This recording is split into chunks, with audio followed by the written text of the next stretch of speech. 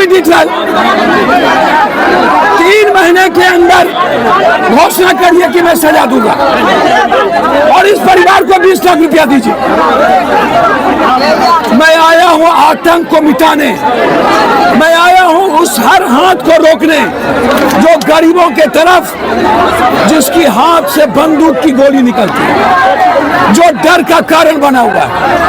मैं इसीलिए आया हूं, मैं आया हूं जब सरकार ने मदद नहीं की, इसीलिए उस परिवार को मदद करने। एज ए पिता, एक ही बेटा था, उस मां का बेटा बनने में आया हूं। रंजीत रंजन जी ने स्पष्ट नहीं कहा कि आप जाइए,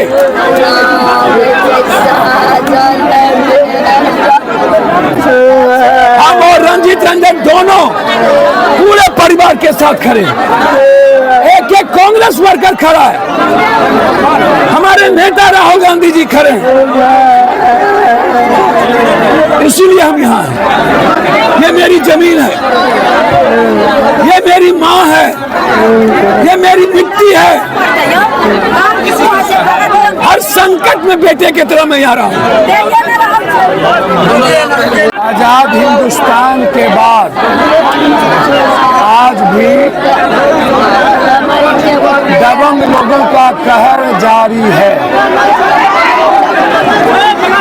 इतना बड़ा जुल्म, इतना बड़ा अत्याचार, इतना बड़ा आतंक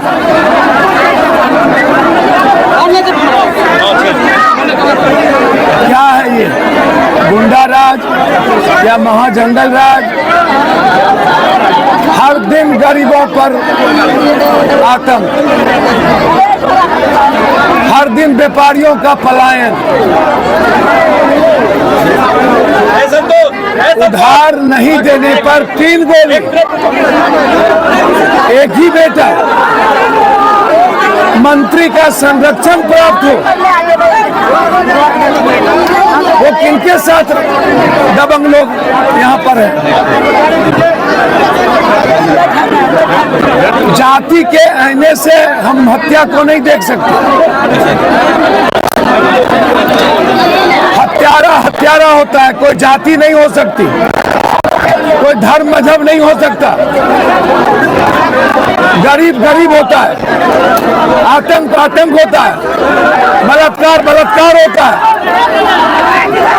वो दबंग ने जिस तरीके से इतना बड़ा जुल्म किया, सरकार को 20 लाख रुपया मुआवजा तुरंत देनी चाहिए। घर में एक नौकरी का फैसला, 3 महीने के अंदर स्पीडी ट्रायल करके फांसी। सरकार के मंत्री और पदाधिकारी बचाने में लगे हैं, क्योंकि वो गुंडा यहाँ के तथाकथित विश्वकर्मा के इर्द गिर्द घूमते रहे। गरीब का वोट लिया है 25 साल और कभी सुपौल की गरीबी खत्म नहीं हुई, गरीब के साथ न्याय नहीं हुआ, कभी आम लोगों ने आजादी नहीं देखी सुपौल में। और उल्टे ही पुलिस ने लाठी चार्ज की यहाँ के महिलाओं पर। इनकी मां को मारा गया पुलिस के द्वारा, ये इनकी मां को मारा गया, पुलिस ने आके लाठी चार्ज की। एक लौता बेटा था, कोई नहीं बचा घर में, मात्र एक बेटा। क्या गुनाह किया था उस बच्चे ने? आतंक जितना बड़ा हो मिटा देंगे हम, हमें परवाह नहीं है किसी चीज की। आतंक को जितना सपोर्ट करना हो सरकार कर ले, ये महागुंडा राज नहीं चलेगा।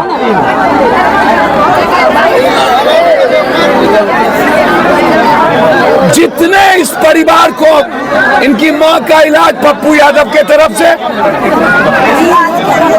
और रोजगार के लिए मेरे तरफ से पूरी मदद मिलेगी। आचार संहिता के चलते मैं कुछ नहीं कह पा रहा हूँ। एक दिन पहले ही हम पर केस कर दिया गया वैशाली में, बाढ़ पीड़ित की मदद करने में केस हो गया।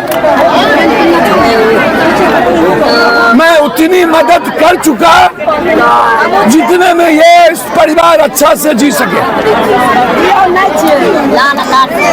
और आगे जितनी मदद करनी होगी। मेरे नेता का सिर्फ एक दाड़ा है, अत्यंत पिछड़ी जाति के एक्सट्रोसिटी कानून को लाओ, उन्हें जिंदगी जीने के लिए 50% निजी क्षेत्र में आरक्षण, ST SC को आरक्षण। इसीलिए जहां जहां जुल्म होगा अत्यंत पिछड़ी जाति पर, दलित पर, मिडिल क्लास के किसी जाति पर, किसी गरीब पर, किसी जाति के गरीब पर, वहां पप्पू यादव पता चला है जो जदयू से वो जुड़े हुए उसके परिवार उसका पिता। मैं तो कह रहा हूं पूरी तरीके से जदयू से जुड़ा हुआ, जदयू के साथ यहाँ के तथाकथित विश्वकर्मा नेता से जुड़ा हुआ है। इस सुपौल का भला क्या किया? बस नेतागिरी।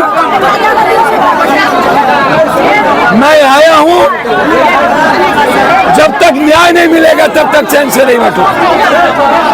जरूरत पड़ेगी तो कोर्ट जाऊंगा स्पीडी ट्रायल के लिए, लेकिन छोड़ेंगे नहीं हर कीमत पर। इसीलिए मैं कह रहा हूं, जाति कोई हो, जाति का कोई क्रिमिनल नहीं होता। क्रिमिनल क्रिमिनल होता है, जाति नहीं होता। इसको जात के आईने से नहीं देखा जा सकता। मौत किसी की भी हो, मौत मौत है, वो जाति नहीं हो सकती। गरीब गरीब है। जब तक पप्पू यादव है, पूरे बिहार और देश के गरीबों को न्याय मिलेगा।